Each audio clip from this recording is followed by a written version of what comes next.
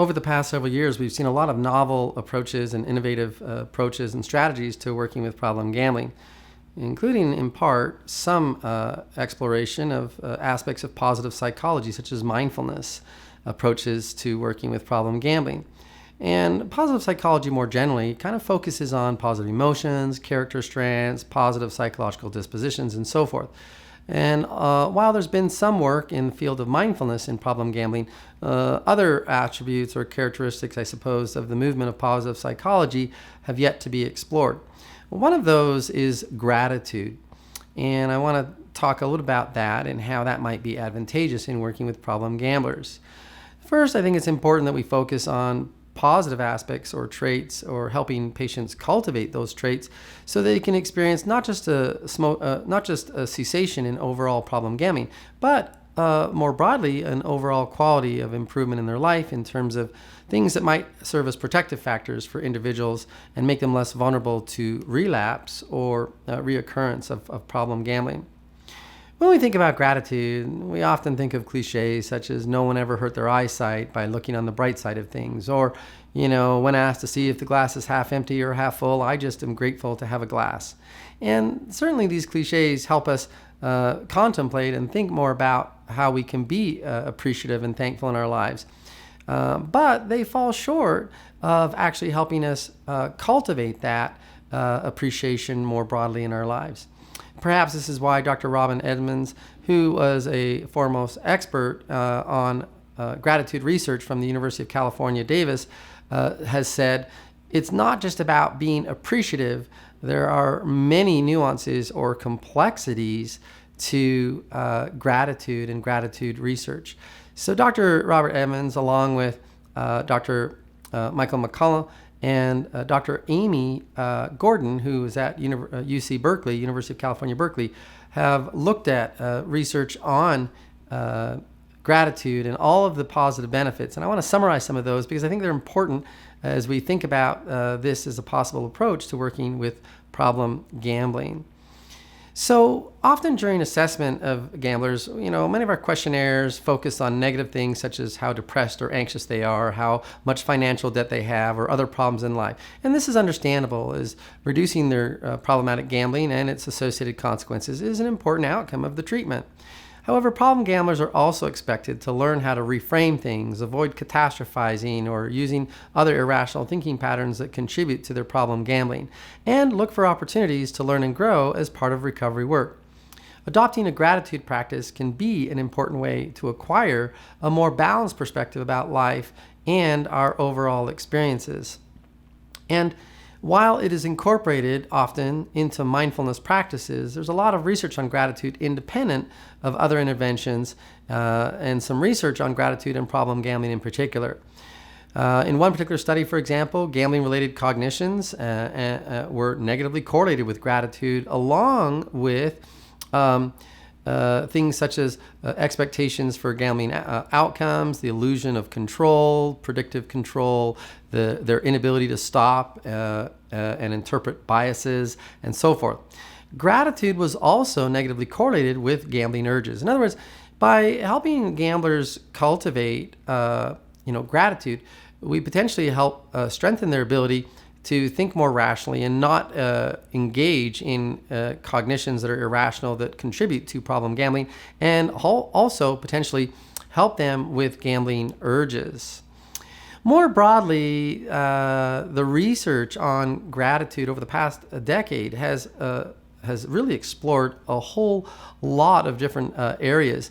But some of the things that are replicated again and again based on the work of some of the aforementioned researchers that I've talked about are that daily focus or practices of gratitude, that they can increase our resiliency to stress and actually decrease overall stress. And part of the belief here, I think, is that gratitude gives people a perspective. Instead of just focusing on the negative all the time, they're focusing on things perhaps to be appreciative of or grateful for. And that balances things in such a way that they interpret life and life events and experiences from a more balanced perspective.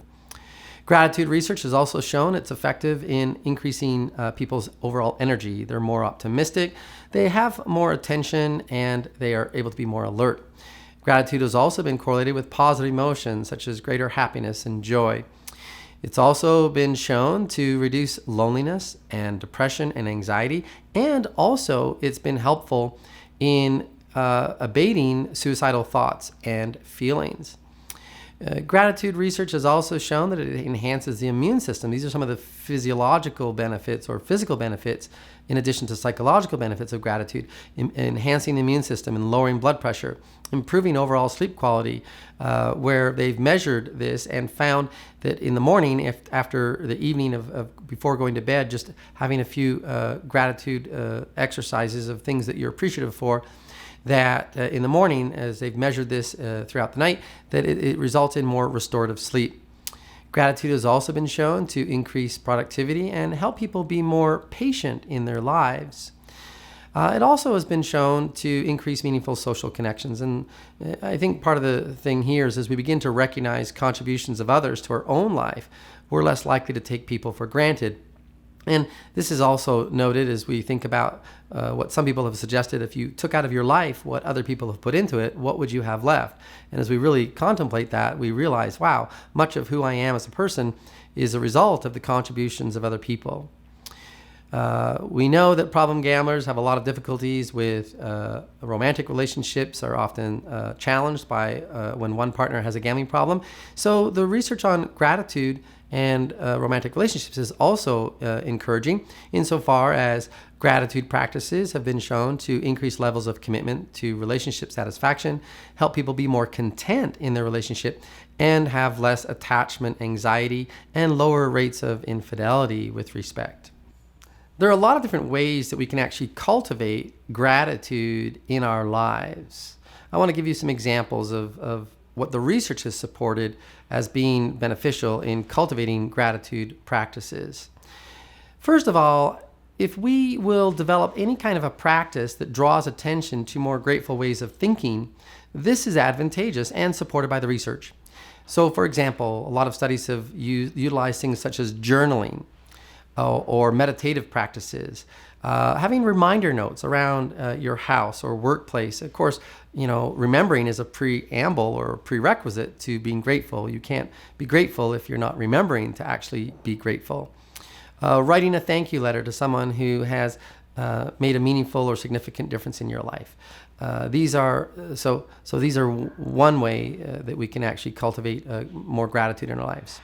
The second way that research has suggested is to focus on quality rather than quantity. So in other words, it's better to focus on one thing and reflect more deeply about it and in more detail with more specificity than it is to focus more broadly on just how many things I'm grateful for. In other words, the idea here is, in the words of Dr. Amy Gordon, is don't overdose on gratitude. More is not necessarily better. The third way that we can cultivate great gratitude is by being grateful for characteristics or quality that you attribute to a person is certainly more beneficial, at least the research would support this, is more beneficial than being grateful for material things. So focusing our gratitude on people and maybe the impact that people have had in our lives or the things that we admire or appreciate about them. Another thing is, and this comes from, again, some of the work of Dr. Amy Gordon, where she kind of wrestled with this idea of, are there downsides to gratitude or cautionary things that we should be considering with gratitude practices? And her research supported the idea that we shouldn't apply gratitude to someone irrationally or someone who is undeserving. For example, someone who's mistreated us or taking kindness for granted, that this is not actually beneficial. It's actually contraindicated. Also, the idea of not using gratitude to avoid addressing serious problems in our lives. In other words, we can't use it as a substitute for problems that we actually need to resolve.